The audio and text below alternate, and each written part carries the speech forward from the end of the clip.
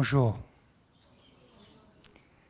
Donc, ce matin, je voudrais parler de la persévérance, comme Yann a cité, la joie, la justice, la sainteté.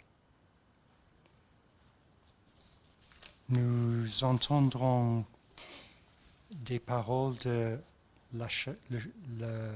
l'Épître aux Hébreux, chapitre 12, et versets 1 à 17.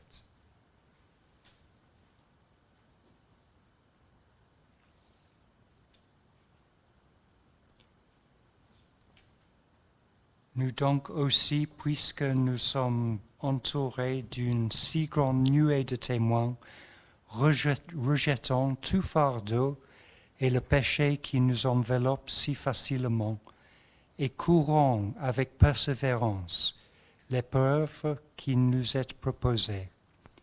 Faisons-le en gardant les regards sur Jésus, qui fait naître la foi et l'amène à la perfection. En échange de la joie qui lui était réservée, il a souffert la croix en méprisant la honte qui s'y attachait et il s'est assis à la droite du trône de Dieu. Pensez en effet à celui qui a supporté une telle opposition contre lui de la part des pécheurs, afin de ne pas vous laisser abattre par le découragement. Vous n'avez pas encore résisté jusqu'au sang dans votre combat contre le péché, et vous avez oublié l'encouragement qui vous est adressé comme à des fils. Mon fils, ne méprise pas la correction du Seigneur et ne perde pas courage lorsqu'il te reprend. En effet, le Seigneur corrige celui qu'il aime et il punit tous ceux qu'il reconnaît comme ses fils. Supportez la correction. C'est comme des fils que Dieu vous traite. Quel est le fils qu'un père ne corrige pas? Mais si vous êtes dispensés de la correction à laquelle tout en part, c'est donc que vous êtes des enfants illégitimes et non des fils. D'ailleurs, puisque nos pères terrestres nous ont corrigés et que nous les avons respectés, ne devons-nous pas autant plus nous soumettre à notre Père céleste pour avoir la vie?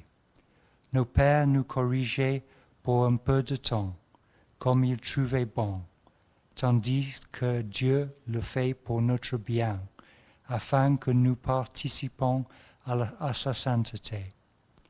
Certes, au premier abord, toute correction semble un sujet de tristesse et non de joie, mais elle produit plus tard chez eux qu'elle a ainsi exercé un fruit porteur de paix, la justice. Fortifiez donc vos mains défaillantes et vos genoux flageolants, et faites des voies droites pour vos pieds, afin que ce qui est boiteux ne se démette pas, mais plutôt soit guéri. Recherchez la paix avec tous et la progression dans la sainteté. Sans elle, personne ne verra le Seigneur. Voyez à ce que personne ne se prive de la grâce de Dieu, à ce qu'aucune racine amertume produisant des rejetons ne cause du trouble et que beaucoup n'en soient infectés.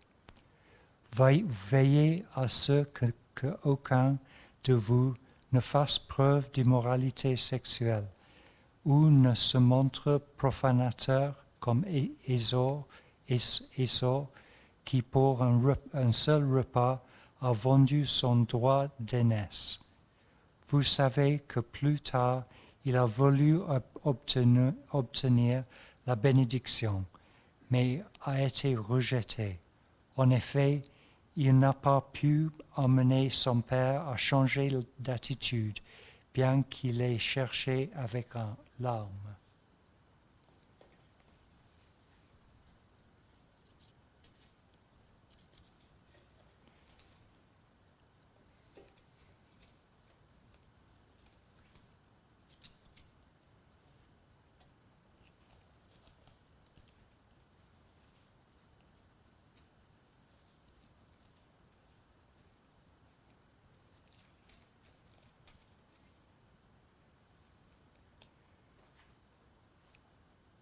Donc, nous avons commencé cet épître avec les paroles de Paul. Nous donc aussi, puisque nous sommes entourés d'une si grande nuée de témoins, rejetons tout fardeau et le péché qui nous enveloppe si facilement. Paul, effectivement, en chapitre 11 de Hébreux, a cité les exemples de l'Ancien Testament des différentes personnes qui ont tenté les challenges avec la foi. Et à cause de leur foi en Dieu, ils ont se tient la main du Seigneur contre tout et ils ont resté fidèles à la course devant eux. Et Paul a cité ces exemples pour nous encourager. Et donc, nous pouvons penser à cette nuée des témoins d'Ancien Testament, ces exemples des personnes fidèles, comme les vétérans. Et nous avons vu l'arrivée des soldats américains et britanniques dans les arrivées en Normandie pendant la Deuxième Guerre mondiale. Et c'était un encouragement aux soldats jeunes aujourd'hui à voir ces vétérans qui ont vécu ce challenge et qui ont resté fidèles malgré les morts parmi eux, les blessés. Ils étaient fidèles à leur poste et ils étaient une inspiration pour leurs camarades et aussi pour nos soldats d'aujourd'hui. Et donc, pour parler de rejeter tout fardeau, donc, ils introduisent après l'invitation à courir une épreuve, c'est-à-dire de faire une course. Et ils nous encouragent à rejeter tout fardeau, parce que de courir une course avec un fardeau sur votre dos, c'est la folie. Donc il faut rejeter les fardeaux que nous sommes tentés à porter. Dans le roman de Le lion, la sorcière et l'armoire, Madame Castor, même si toute la famille avait besoin de courir vite au château pour sauver leur vie, elle hésitait parce qu'elle pensait qu'il serait une bonne idée qu'elle porte sa machine à coudre. Et M. Castor n'était pas trop patient avec elle parce que c'était la folie de penser de porter une machine à coudre en train de courir contre la montre pour y arriver au château. Et donc nous sommes aussi encouragés par Paul de mettre à côté tout fardeau. Et parfois, nous choisissons les fardeaux dans nos vies de porter qui n'ont rien à voir avec la course, l'épreuve que le Seigneur nous invite à prendre pour la gloire de son nom. Il nous encourage aussi à rejeter le péché qui nous enveloppe si facilement. Et ça me fait penser à la résurrection de Lazare, parce que dans cette vie mortelle, Lazare était ressuscité par Jésus. Et quand il était ressuscité, il a apparu à l'entrée de le tombeau en lequel il était mis. Nous entendons « Et le mort sortit, les pieds et les mains attachés par les bandelettes et le visage enveloppé d'un linge. Jésus leur dit, détachez-le et laissez-le s'en aller. Et nous, avec nos péchés mignons que nous avons chacun, parfois sont entourés comme Lazare avec ces bandes qui étaient autour de lui et qui restreignent sa facilité à marcher avec aisance.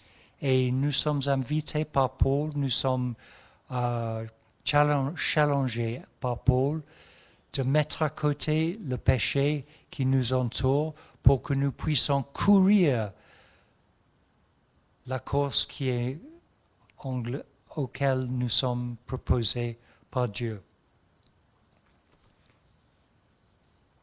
Donc, Paul nous invite à courir avec persévérance l'épreuve qui est proposée.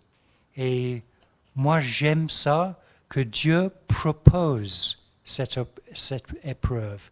Il ne commande pas, il propose. Et nous voyons ici un Dieu qui met en face de nous les épreuves. Et j'ai les mauvaises nouvelles pour nous tous ici. Même si nous ne saisissons pas cette invitation à courir cette épreuve, nous sommes devant l'épreuve malgré tout. Et Dieu laisse cette épreuve devant nous et nous sommes obligés de prendre l'épreuve malgré tout. Mais le Seigneur propose cette épreuve dans l'idée que nous avons la possibilité à choisir avec notre bonne volonté cette épreuve et de le courir avec enthousiasme. Parce que tu sais, si nous courons dans cette épreuve, nous avons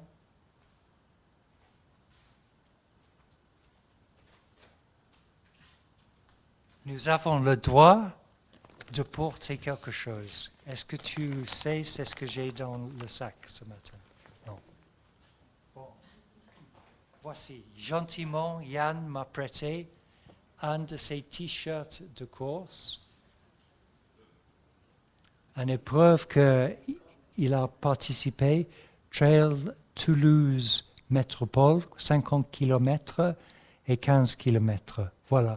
Donc, lui, en tant d'être participant, il avait le droit de porter le t-shirt.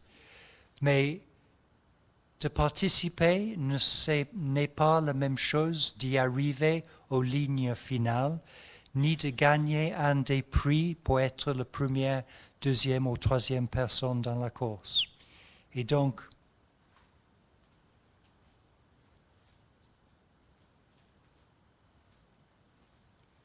nous sommes invités à rejeter le fardeau, à rejeter la pêche qui nous entoure, comme les bandelettes d'une personne dans le tombeau. Et nous sommes invités à courir l'épreuve avec persévérance. Mais toute l'inspiration des personnes dans l'Ancien Testament qui a exercé la foi et sont arrivés à leur but, n'est pas suffisant pour nous donner la motivation dans l'épreuve que le Seigneur met devant nous dans notre vie. Donc, comment nous pouvons trouver cette motivation? Paul continue. Jésus excusez-moi, je suis avec le cours de Lazare et j'ai besoin de la course de Hébreu. Voici, mais voici. Donc, Paul disait, courir avec persévérance l'épreuve qui nous est proposée. Voilà, nous pouvons faire le choix d'engager avec persévérance et enthousiasme cette épreuve. Faisons-le en gardant les regards sur Jésus, qui fait naître la foi et la mener à la perfection. Donc, Jésus a participé dans cette course en laquelle nous sommes engagés. Et quand nous pensons à Jésus à la fin de l'évangile de Matthieu, il a donné l'ordre à ses disciples d'y aller dans le monde et d'évangéliser et de faire disciples de tout individu. Et il a suivi ça avec la promesse qu'il sera avec eux jusqu'à la fin du temps. Donc Jésus a les envoyés, allez les gars, allez, faites-le. aller dans tout le monde jusqu'à les extrémités de la terre avec l'Évangile. Mais il n'a pas arrêté là. Il disait « Et je serai avec toi jusqu'à la fin du monde ». Effectivement, Jésus participe dans nos engagements avec le partage de notre foi avec autres personnes et notre lutte pour le bien en Jésus. Il ne disait pas « Ciao les gars, bonne course, bon vent ». Non, il a resté engagé dans cette course et actuellement, ce course avec ses souffrances, il a déjà couru dans sa vie terrestre et il est arrivé jusqu'à la fin sur la croix et il a donné sa vie. Et effectivement, il est rien dans notre épreuve avec laquelle nous sommes défiés qu'il n'a pas, lui, déjà confronté. Donc, quand vous êtes tenté à perdre espérance, quand tu es tenté à abandonner la foi, quand tu crois que le diable est plus fort que Dieu, saisissez la main droite de Jésus parce qu'il comprenne exactement ce que tu es en train de goûter. Il sache le fardeau que vous avez sur vos épaules jusqu'au dernier détail. Et il est encore plus avec ce Jésus qui a participé jusqu'au bout. Il est la joie qu'il a expérimentée. Jésus qui fait naître la foi et l'a menée à la perfection, comme j'avais expliqué, en échange de la joie qui lui était réservée, il a souffert la croix en méprisant la honte qui s'y attachait et il s'est assis à la droite du trône de Dieu. Donc pour Jésus, il avait la foi à croire, malgré les souffrances qu'il a vécues dans sa vie terrestre, malgré l'intensité des souffrances de la croix, il avait la joie dans son cœur parce qu'il croyait que Dieu lui ressuscitait. Et il était humain, souvenez-vous. Il était Dieu, oui, mais il a accepté les limites d'être humain. Et avec la foi d'un humain, il a placé son espérance en Dieu et il a embrassé la croix et il était ressuscité.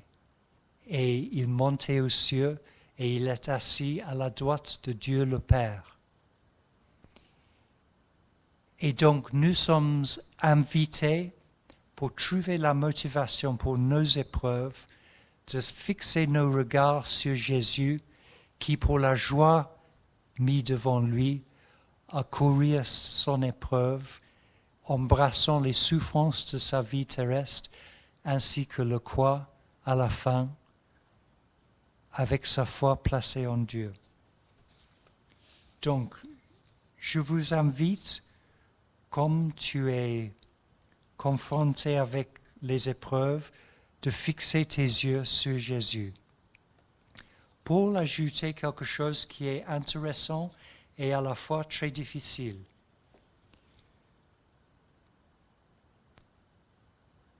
Il disait, pensez en effet à celui qui a supporté une telle opposition contre lui de la part des pécheurs, afin de ne pas vous laisser abattre par l'encouragement. C'est ça que j'avais expliqué. Vous n'avez pas encore résisté jusqu'au sang dans votre combat contre le péché, et vous avez oublié l'encouragement qui vous est adressé comme à des fils. Et maintenant, écoute avec moi ces paroles d'encouragement qui pour moi c'est un défi en eux-mêmes et très difficile à avaler. Mais voici-le. Mon fils, ne méprise pas la correction du Seigneur et ne perde pas courage lorsqu'il te reprend. En effet, le Seigneur corrige celui qu'il aime et il punit tous ceux qu'il reconnaît comme les fils. Donc ça, c'est un peu difficile à avaler, n'est-ce pas? Il nous invite à accepter d'être corrigés comme signe que nous sommes aimés. Et il punit tous ceux qui reconnaissent comme fils. Il continue, supporter la correction, c'est comme des fils que Dieu vous traite. Quel est le fils qu'un père ne corrige pas? Mais si vous êtes dispensé de la correction à laquelle tous ont part, c'est donc que vous êtes des enfants illégitimes et non des fils. Pour moi, d'être honnête, de prendre l'attitude que le Seigneur, la correction du Seigneur, c'est motivé par l'amour et que sa punition, c'est parce qu'ils nous reconnaissent comme ses fils, c'est comme le conseil d'aimer nos ennemis que Jésus nous propose dans l'Évangile. Aimez-vous vos ennemis comme votre Père céleste, et on voit le soleil de briller sur les bons et les mauvais. Et nous sommes invités à avoir la même attitude. Et ici, nous sommes encouragés à croire que c'est pour notre encouragement que nous sommes devant les défis et devant la correction de la punition de Dieu.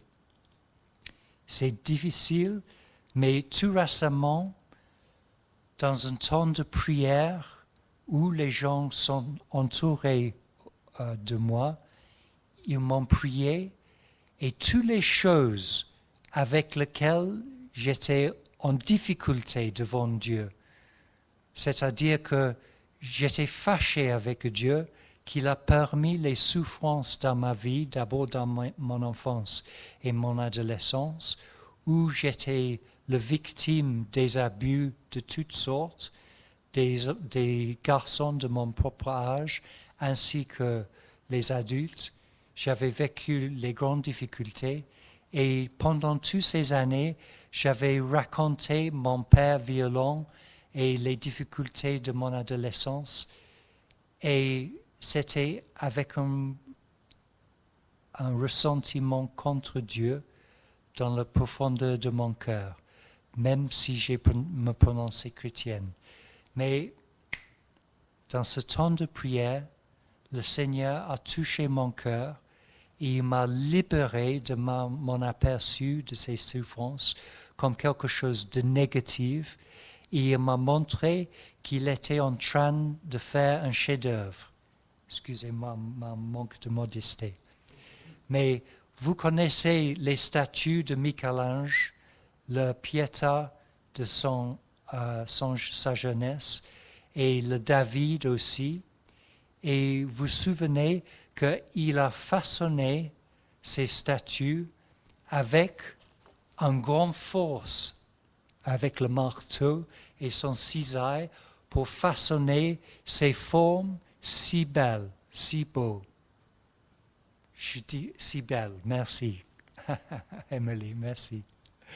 Voilà, donc les choses que nous expérimentons dans nos vies chrétiennes, et même avant que nous sommes chrétiennes, qui sont les sources de souffrance, c'est actuellement le travail d'un artiste divin qui nous façonne à travers nos souffrances. Il peut mettre ces souffrances comme un père qui punit ses enfants pour que nous puissions révéler la splendeur divine dans ce que nous sommes. Et waouh, moi j'étais bouleversé parce que toute ma vie, j'avais qu'un grand point de question, d'interrogation à côté de mes souffrances. Et finalement, j'avais compris et je pouvais maintenant, avec une certaine difficulté quand même, avec une certaine réticence quand même, je commence à être capable à remercier Dieu pour mes souffrances ainsi que pour mes bénédictions. Donc, de la justice Paul avait ceci à dire. Certes, au premier abord, toute correction semble un sujet de tristesse et non de joie, mais elle produit plus tard chez ceux qu'elle a ainsi exercés un fruit porteur de paix, la justice. Nous devons être justes avec Dieu. Nous ne pouvons pas continuer à chamboler dans notre vie comme un boiteux en train de rochonner contre Dieu. Non, nous sommes invités à exercer un fruit porteur de paix, la justice. Et remarquons un petit quelque chose ici. Le porteur de paix est la justice. Si dans votre foyer, vous expérimentez les conflits ou les souffrances à cause des autres membres de ta famille, ou peut-être même les camarades de votre adolescence. Oh, l'adolescent est parti. Excuse-moi, je pensais qu'elle était encore là. Mais voyez que nous ne pourrions pas avoir la paix sans la justice. Donc les chrétiens qui disent « Ouais, Jésus, il est ma paix », en train de chanter comme ça, croyant que l'exploit de la vie chrétienne est de participer dans la vie de le bisounours. C'est pas ça du tout. Il n'y a pas de la paix sans justice. Nous devons être justes dans notre vie, dans notre façon à regarder Dieu et aussi à regarder nos ennemis. Parce que nous avons le gros avantage par rapport à nos ennemis, nous avons la foi chrétienne. Nous avons la possibilité de pardonner comme nous étions pardonnés par le Seigneur. Nous avons la possibilité d'exercer la justice divine envers ceux qui nous font souffrir, même dans nos vies d'adultes, et il y en a. Et si nous acceptons cette invitation divine, nous devions les porteurs du paix. C'est de la paix, du paix, de la paix, de la paix. Merci, Emeline. Et là, nous devions vraiment ses disciples, porteurs de la joie du Seigneur, porteurs de sa paix, même à nos ennemis, à tout le monde autour de nous. Nous devions les évangélistes par le rayonnement de nos visages, ainsi que par nos paroles. Donc ça, c'est la justice. Finalement, la sainteté.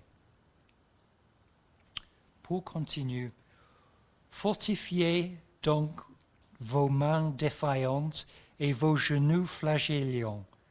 Moi, je pensais à la flageolet que tu manges, oui. Ah bon, Hélène? Ça marche, ok. Bon. Et faites des voies droites pour vos pieds. Faites des voies droites pour vos pieds, c'est-à-dire faites le sentier plat avec ton attitude de justice envers ceux qui tentent à vous faire tomber, afin que ceux qui est boiteux ne se démettent pas, mais plutôt soient guéris. Recherchez la paix avec tout et la progression dans la sainteté. Écoute-moi bien.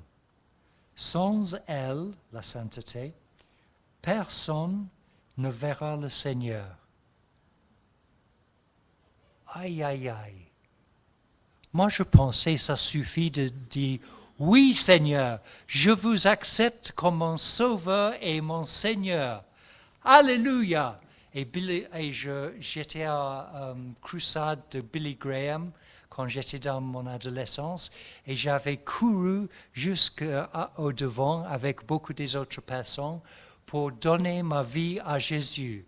Et je croyais que comme ça, je suis devenu chrétienne. Je suis quelqu'un qui peut voir Jésus et peut marcher à ses côtés pour faire le bon combat avec lui.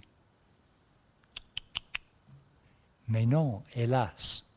La vie chrétienne est une grâce. Le salut est le don de Jésus parce qu'il a gagné le droit pour chacun de nous d'entrer dans cette course et de courir côte à côte avec lui. Il est là jusqu'à la fin du temps. Mais si la sainteté n'est pas en train de se raciner en nous, nous ne pourrons pas voir le Seigneur. Il ne suffit pas de dire le mot oui à Jésus, ni de donner nos bonnes intentions. Nous devons faire preuve de notre amour par la grâce du Seigneur, par tous les actes d'amour, de fidélité, de sainteté avec lui et pour lui. Et comme cela, notre vision est éclairée et nous voyons clairement Jésus, nous voyons celui qui est l'auteur de notre salut. Et il est quelqu'un qui disait une fois, nous devions, c'est ce que nous regardons. Intéressant, hein? Mais si je regarde un homme qui est beau, est-ce que je deviens beau comme lui, d'être une belle personne? Non. C'est pas l'extérieur que Dieu regarde, c'est l'intérieur. Il regarde le cœur. Comme avec David qui a été sélectionné d'être Dieu, pas parce qu'il est le plus grand et le plus beau dans son clan, mais parce que son cœur est droit. Moi, j'avais regardé hier soir avec Myriam un documentaire sur les Rolling Stones. Et ils étaient assez beaux dans leur jeunesse, mais avec le passage du temps, ils sont devenus un peu affreux à leur regard. Il y a quelque chose de perverti dans leur visage, ainsi que leur manière de vie. Mais de leur manière de vie, ça a été déjà ancré dans leur jeunesse. Et même qu'ils avaient l'apparence si beau, si attrayant, actuellement, dans leur caractère, il était déjà très, très mauvais. Et ils sont arrivés dans le Moyen Âge, non. Grand âge, en train d'engager avec les rites satanistes. Triste à dire, mais voilà, c'est ce que toutes les voies de péché éventuellement peuvent nous amener à l'extrême. Mais nous sommes invités à fixer nos yeux sur les modèles de droiture. Voici par exemple, nous avons commencé avec ces témoins dans l'Ancien Testament, qui sont comme les vitres d'une cathédrale. Tu regardes de l'extérieur avec tout le poussière et les vitres d'une cathédrale n'ont rien d'intéressant à regarder de l'extérieur.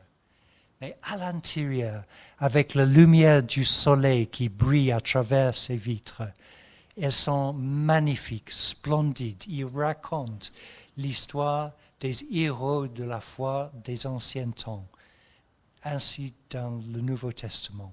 Et nous aussi, nous pouvons fixer nos yeux sur les modèles chrétiens qui vivent les vies modèles dans leur caractère, et nous pouvons prendre espérance et encouragement de eux. Et bien sûr, CEO de tout, Jésus, qui est dans les vitres des cathédrales aussi, et tous ces actes d'amour et de sacrifice sont modelés pour là, sur ces vitres, avec la lumière le soleil de son Père qui brille à travers ces vitres. Donc, je termine avec la démarche vers la sainteté, sachant que chaque pas vers la sainteté, même si ça attend nos efforts, est rendu possible par la grâce de Jésus et tout ce qu'il a achevé dans sa vie et à travers sa caractère fidèle jusqu'à la mort. Dans le prophète Malachie, il est écrit, « Lui, Dieu, sera assis comme affineur et purificateur de l'argent. Il purifiera les Lévites et les affinera comme l'or et l'argent. » Donc, tout cet or qui est mis dans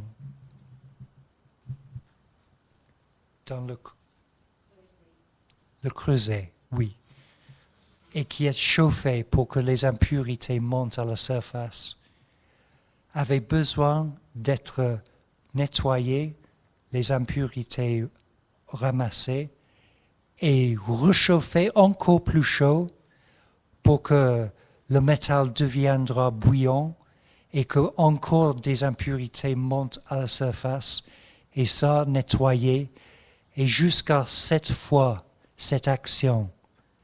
Et c'est la même chose pour nous. Les souffrances dans les vies chrétiennes ne sont pas quelque chose à passer qu'une fois, ni 2, ni 3, ni 4, mais 7 fois. 7 fois, c'est le nombre parfait dans l'Écriture. Et c'est une façon de dire jusqu'à infinité. Nous sommes invités dans nos vies chrétiennes d'embrasser les souffrances avec fidélité et de mettre nos mains dans les mains de Jésus et de marcher avec lui, avec son joug sur nos épaules, comme l'autre partie de son joug sur ses épaules. Parce qu'il porte le joug avec nous et il a promis que son joug, Emeline? Son joug, merci. Son joug est léger et son fardeau est... Son joug est doux et son fardeau est léger. Merci Rachel, super. C'est bien d'être parmi les chrétiens, hein? Ça me sauve. Voilà, donc, nous prions maintenant envers le Seigneur. Seigneur, nous te remercions pour tous les héros de la foi dans l'Ancien Testament et le Nouveau Testament aussi, pour leur exemple qui nous inspire, qui nous motive à rejeter les fardeaux et le péché qui nous entoure. Et nous tournons envers Jésus, l'un qui a fait naître notre foi et qui a amené jusqu'à la perfection et est assis à la droite du Père. Merci Seigneur que tu nous as donné un exemple de quelqu'un qui a couru l'épreuve avec persévérance et avec joie. Et nous reçoit de toi la joie dans nos cœurs qui nous transforme malgré nos souffrances, malgré la nécessité de persévérer, même jusqu'à l'infinité. Heureusement, c'est que pour notre vie mortelle. Mais nous sommes en train, Seigneur, de réagir dans ton amour pour nous et ta fidélité qui est plus grande que nos souffrances. Et c'est la raison pour les vrais chrétiens rayonnent de leur visage et ne sont pas assumés et tués par la souffrance parce qu'ils avaient le Christ en eux et ils sont vraiment les reflets de lui. Les uns qui sont devenus les princes et les princesses dans le royaume avec le Seigneur qui est notre roi. Amen.